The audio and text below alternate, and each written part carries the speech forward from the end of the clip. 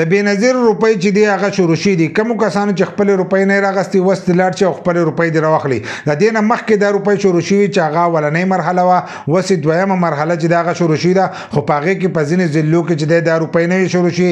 نو د نن هم په ځینې ضلعو کې چې دی اوس دا روپۍ شروع شوې، تاسو لاړ شئ او خپلې روپۍ راواخلئ. ځینې کسانو ته به دا پته نه لګي چې زموږ په ضلع کې دا روپۍ شروع شوي دي که نه دي. نو په یوټیوب کې مظلومیار سپیک سرچ کوئ، نو په هغې کې موږ د دې نومونه ورکړي دي چې په کومو ضلعو کې دا روپۍ شروع شوي دي او په کومو کې نه دي شروع شوي. نو هغه ویډیو تاسو هم کتلی شئ.